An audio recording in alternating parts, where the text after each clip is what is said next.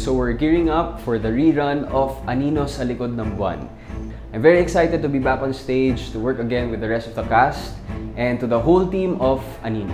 Maraming salamat sa mga nanood at nanood ng paulit-ulit sa aming unang run ng Anino sa Likod ng Buwan. At sa mga hindi pa nakakapanood, may chance kayo ngayon this October. So yung exciting part sa rerun na to ay magkakaroon kami ng mixed cast. So for me and Elora, we'll be both performing with Martin and Edward as Joel.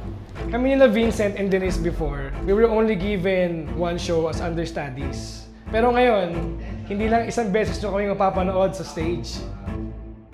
I'll be performing as Emma na kasama si Vincent as Nardo and Martin as Joel. Ibang kaba pero nakaka-excite pa rin. Mag-iiba talaga ang dynamics at energy kapag bago ang ka-eksena.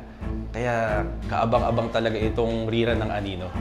Abangan niyo po ang pagbabalik ng Anino sa Likod ng Buwan. Isang dulang sinulat ni June Robles Lana and dinirect ni Sir Taxo Takyo. Magbabalik kami sa tanghalan simula October 17 hanggang November 9. Magkita-kita ulit tayo sa PETA Theater Center. Buy your tickets now at Ticket to Me. Ang Anino sa Likod ng Buwan ay isang produksyon ng Idea First Life.